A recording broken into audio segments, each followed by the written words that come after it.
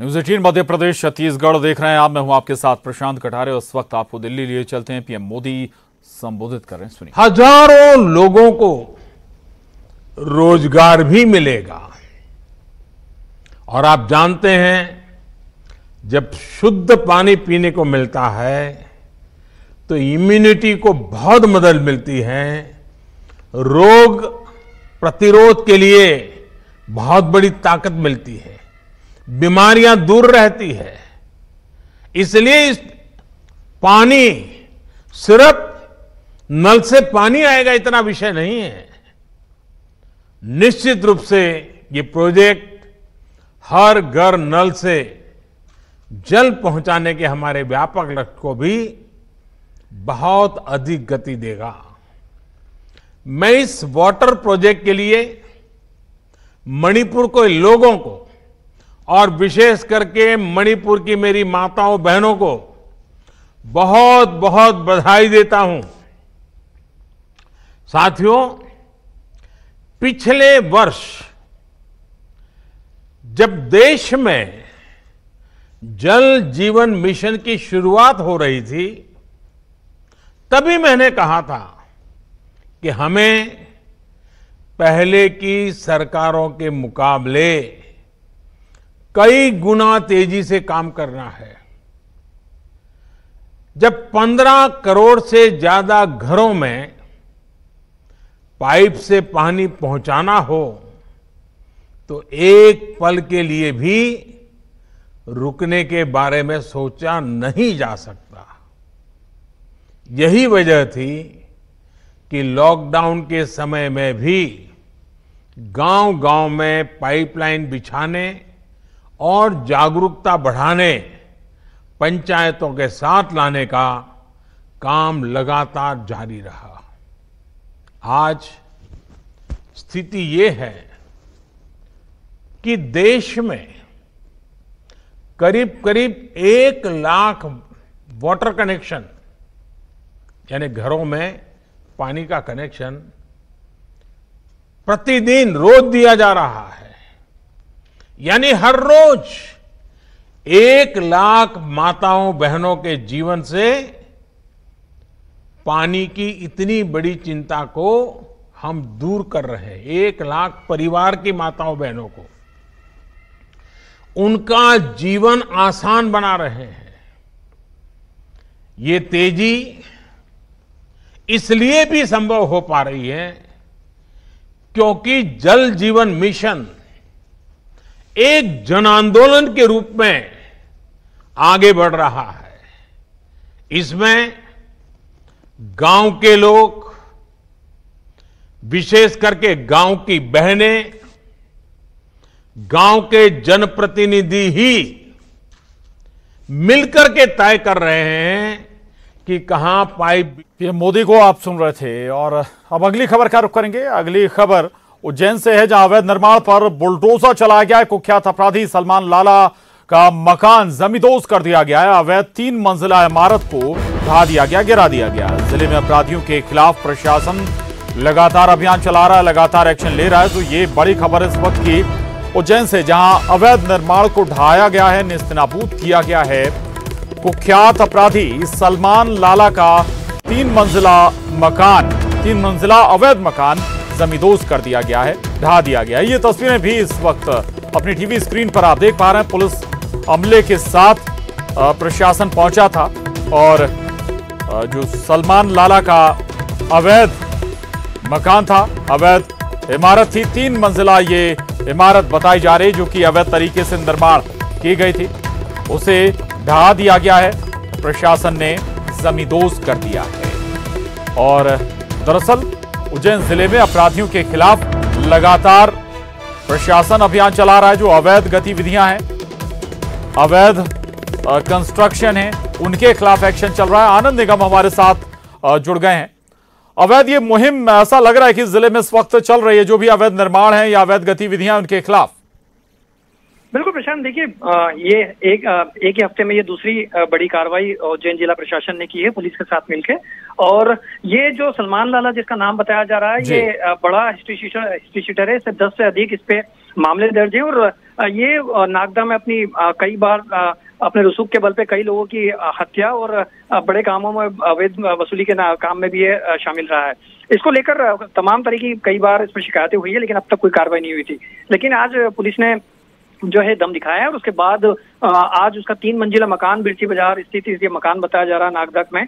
और यहाँ पर सुबह से ही ये जो है कार्रवाई शुरू कर दी गई थी, लेकिन अभी 3 मंजिला मकान फिलहाल इसको ध्वस्त कर दिया गया है और बताया जा रहा है कि जो सलमान लाला फिलहाल वो भी जेल में बंद है। जी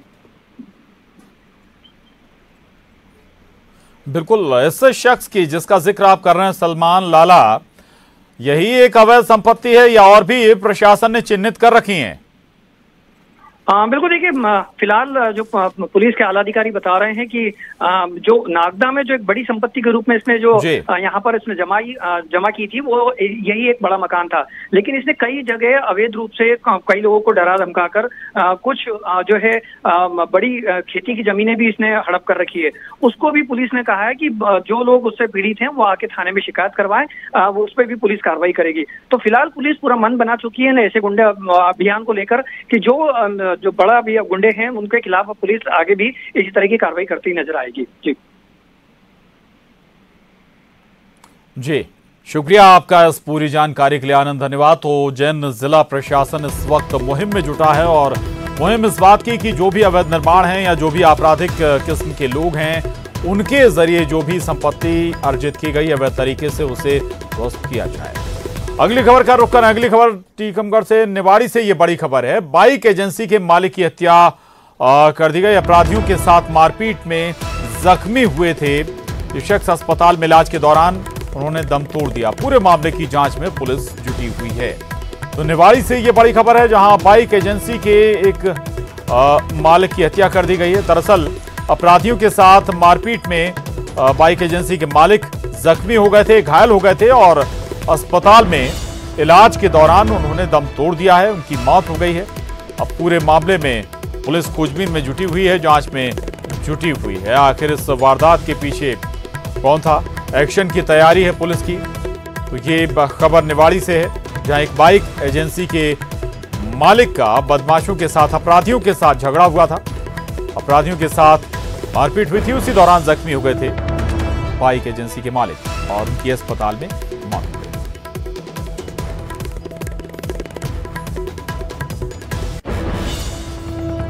और खबर रायगढ़ से, जहां कुएं में एक हाथी का बच्चा जा गिरा। जेसीबी की मदद से इस हाथी के बच्चे को बाहर निकाला गया। 2 घंटे चले रेस्क्यू ऑपरेशन के बाद आखिरकार सफलता हासिल हुई।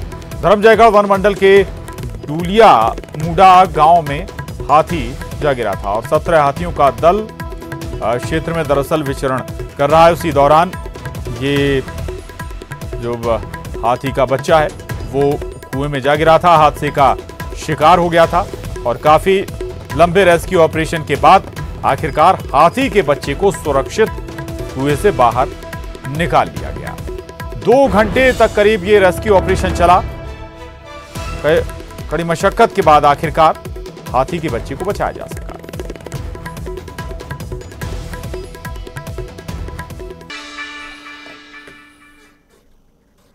और ब्रेक के बाद अब रुक करेंगे 80 खबर 80 जिले का। जारी है कोरोना का प्रहार। देश में 24 घंटे में रिकॉर्ड 45,000 से ज्यादा केस। एक दिन में 1129 लोगों की मौत। एक दिन में 1129 लोगों ने गंवाई जान। भोपाल में कैबिनेट मंत्री अरविंद भदौरिया कोरोना संक्रमित। भदौरिया ने अस्पताल से जारी किया वीडियो में कहा कि मेरा कोरोना टेस्ट पॉजिटिव है।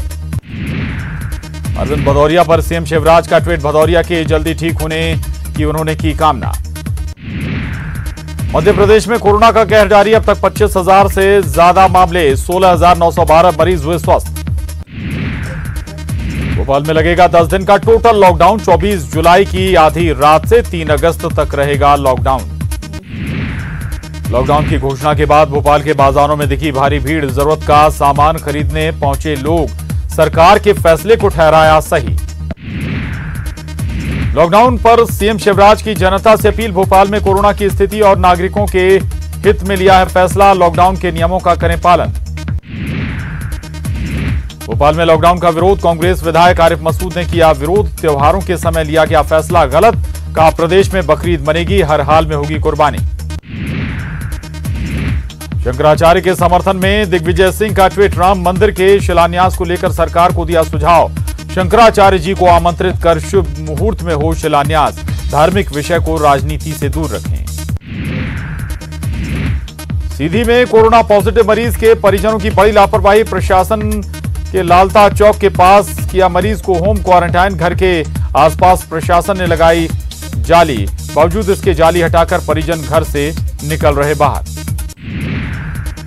भोपाल में कोरोना के 190 नए मरीज मिले हैं। आरएएफ के 6 जवानों को भी कोरोना हो गया है। सीआरपीएफ के 2 जवान भी कोरोना संक्रमित हैं। सीधी के महुआर गांव में बिजली विभाग की बड़ी लापरवाही। प्राचीन शिव मंदिर में बिजली के तार लटके नीचे, हो सकता है लटके तारों से हादसा। शिकायत के बावजूद नहीं हुई कार्रवाई। कलेक्टर ने कार्रवाई का दिया भरोसा। बुरहानपुर में ताप्ती नदी और सहायक नदियों में पाबंदी के बावजूद अवैध रेत का खनन। मानसून की वजह से खनन पर पूरी तरह से पाबंदी के बावजूद हो रहा खनन। कलेक्टर ने राजस्व विभाग को कार्रवाई के लिए किया निर्देशित। टीकमगढ़ के ओरछा के रामराजा सरकार मंदिर में सावन के तीज का त्यौहार। तीज पर रामराजा मंदिर में विशेष पूजा। सतना में बिजली विभाग की लापरवाही। गरीब परिवार को भेजा 1 लाख से ज्यादा का बिल। शिकायत के बाद विभाग ने सुधारा बिल। 3 महीने से आ रहा था गलत बिल। छत्तीसगढ़ में कोरोना का कहर। एक्टिव मरीजों की संख्या हुई 1740। कोरोना से 29 लोगों की हुई मौत। बस्तर संभाग में एक ही दिन में 55 जवान कोरोना पॉजिटिव। सुकमा में सबसे अधिक 36 जवान संक्रमित। बस्तर में 6, नारायणपुर और कांकेर में 5-5 जवान पॉजिटिव। बीजापुर में 2 और कोंडागांव में 1 जवान हुआ कोरोना संक्रमित। रायपुर में टोटल लॉकडाउन का दूसरा दिन। चप्पे चप्पे पर मौजूद पुलिस। नियमों का उल्लंघन करने पर किए जा रहे हैं मामले दर्ज। नगर निगम, नगर पालिका और नगर पंचायत में चुनाव की तैयारियां शुरू। राज्य निर्वाचन आयोग ने जारी किया कार्यक्रम। संबंधित जिला कलेक्टर्स को लिखा पत्र। गृह मंत्री ताम्रध्वज साहू ने अमित शाह को लिखा पत्र। छत्तीसगढ़ पुलिस को केंद्र सरकार से पहले की तुलना में कम फंड मिलने की कही बात। आवंटन राशि बढ़ाने का अनुरोध। राज्यसभा सांसद सरोज पांडे ने सीएम भूपेश बघेल को लिखा पत्र। राखी भेज रक्षाबंधन पर की शराबबंदी की मांग। खत में कांग्रेस के चुनावी घोषणा पत्र का जिक्र। दंतेवाड़ा के किरंदुल थाने में 11 नक्सलियों ने डाले हथियार। घर वापस आइए अभियान के तहत एसपी के सामने किया समर्पण। 1 महीने में 67 नक्सली कर चुके हैं सरेंडर। जगदलपुर में सरेंडर करने के बाद महिला नक्सली की भाई से अपील। संगठन छोड़ आ जाओ घर, मिलकर मनाएंगे रक्षाबंधन। रायपुर में रसिक परमार ने दुग्ध महासंघ के अध्यक्ष पद से दिया इस्तीफा। लगातार सवाल उठा रही थी कांग्रेस। बीजेपी सरकार ने कैबिनेट मंत्री का दिया था दर्जा। कोरबा में किचन में निकला कोरबा का कुनबा। टाइल के नीचे मार्ग से लिपटे मिले 25 सपोले। घंटों चला रेस्क्यू ऑपरेशन। छत्तीसगढ़ में मौसम विभाग ने जारी किया येलो अलर्ट। अगले 24 घंटे के भीतर कई जिलों में हो सकती है मूसलाधार बारिश। द्रोणिका के असर से बने आसार। मौसम विभाग का येलो अलर्ट। आज प्रदेश के कई जिलों में हो सकती है भारी बारिश। सरगुजा, बिलासपुर, रायपुर, दुर्ग के लिए अलर्ट। भोपाल में आज संघ के वर्किंग ग्रुप की बैठक का तीसरा दिन है। बैठक में देश के मुद्दों के साथ साथ कोरोना संकट समेत एमपी सरकार के कामकाज की समीक्षा होगी। भोपाल के शारदा विहार में चल रही इस बैठक में संघ प्रमुख मोहन भागवत भी शामिल हो रहे हैं। आपको बता दें कि कल संघ पदाधिकारियों के साथ स्वदेशी अभियान पर संघ की रणनीति पर चर्चा हुई है। साथ ही कोरोना के दौरान और बाद के हालातों पर भी मंथन हुआ है। खबर है कि संघ प्रमुख मोहन भागवत ने प्रदेश सरकार के कुछ मंत्रियों से भी इस दौरान मुलाकात की है।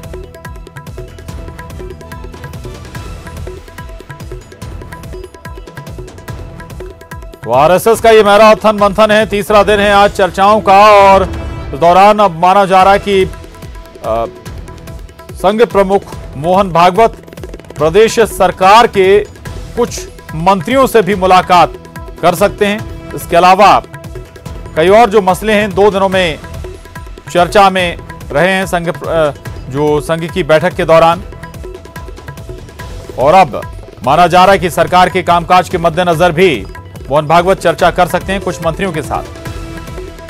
शरद श्रीवास्तव भोपाल से हमारे साथ जुड़ रहे हैं। शरद, तीसरा दिन है आज संघ की इस बैठक का और बस आखिरी या ये कहें जो तीसरा दिन है वो सरकार के कामकाज को लेकर मंथन, मंत्रियों से भी मुलाकात करने वाले हैं संघ प्रमुख।